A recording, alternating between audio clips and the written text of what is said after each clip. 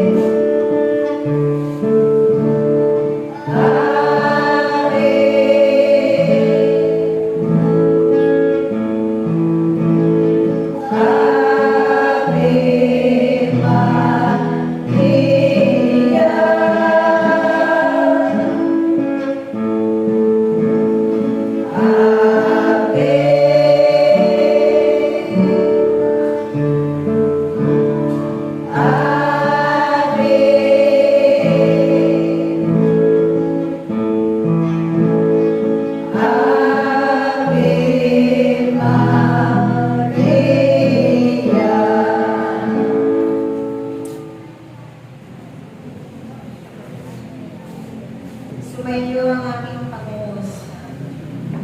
Dahil mga bagay na ito ay nararapat sa pagiging ng inyong mahal na Virgin Maria.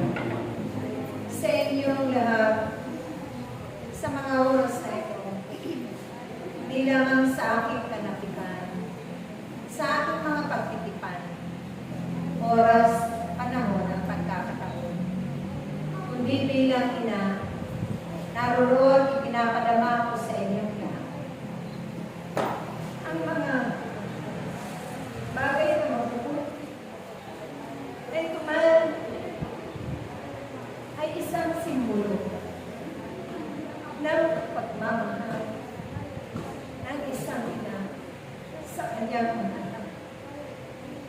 Gaano man kayo kaabala, hindi ninyo nakakaitala ang inyong mga pagkulit para sa akin. Higit sa Diyos na makapangyarihan sa akin. Dahil ito man ay lubos-lubos ninyong pinapahalagaan.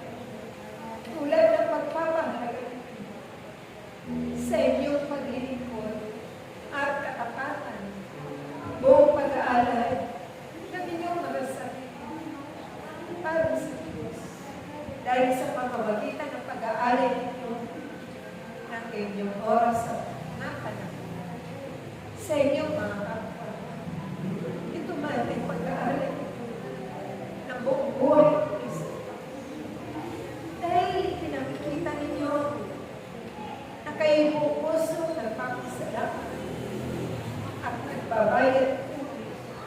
sa lahat ng kabutihan at kadakilaan. Kaya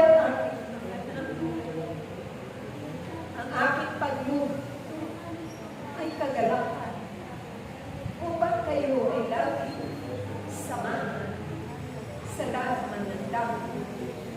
Saan man kayo takdaran ng Diyos at itinatakdan ng Diyos upang sa lahat ng oras kailangan ay hindi kayo mawawalay sa puso.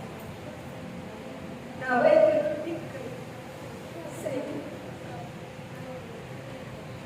Minsan, hindi ninyo mag-isip ang mga masasamang bagay, ang mga pag-uusga, ang mga pag-aalura, upang ang pagkakaisa at ang kapayapaan ang siyang mag-ahari at mag-ipapalit sa mundo.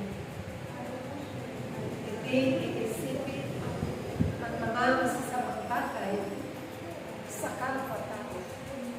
Bagkus, patuloy ninyo pinagkakaisahan, ipapanalangin lagi ang mga naliligaw na landas, ang mga nawawalan ng pag-asa, ang mga pinanghihinaan ng pananampalataya sa kanilang mga buhay, lalo-lalo na sa mga ganap na inyong nasasakit.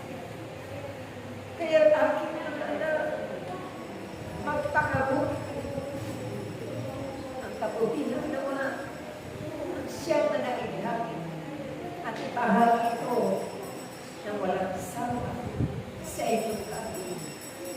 Laging ipalaganap kasabay ng pag-ibig at pagkakinawa upang sila ay may lapit sa Diyos. Dahil kapag kayo ay lagi nilang taan ng mga ganitong bagay na mahalaga at mabubuti, di man ninyo sabihin sa kanila ang mga paanyayang niya, sila ay tunay na lalapit sa Diyos na makapagyarihan. Kaya aking mga anak, pahalagahan ninyo ang mga bagay na kaloob ng Diyos sa inyo at laging gamitin ito sa kabutihan. Mahirap man magpakabuti bilang mga tao na may kahinaan pa. Subalit tayo, higit ang banal na Espiritu Santo na siyang magpapatibay sa bawat isa. Siyang magpapalimas sa inyong mga kalooban upang ihayag at ipagsigawan ang katotohanan sa sabi na. Maging makatotohanan naman ang bawat isa nang sa ganun. Naputol na ang mga pagkabahabahag, ang pagkakawalay ng bawat isa, ang pagkakawatak-watak, maging ng bawat bansa na aalipin sa kasamaan ng bawat isa. Naway ang unawaan ninyo ang aking itinuloy sa hapon ito, isang biyaya na makalangit na aking ibinababa na nagmula sa kaibuturan ng aking puso bilang inyong ina ng langit at lupa. Kaya kayo man na mga ina, pahalagahan ninyo ang inyong mga tungkulin lagi at ganapin ito na punong-puno ng kagalakan, punong-puno ng pag-ibig, at yan naman nawa hanggang sa wakas ng inyong mga buhay ay hindi maparang magpakailanman. Sa ngalan naman ng Anak at ng Espiritu Santo. Praise you.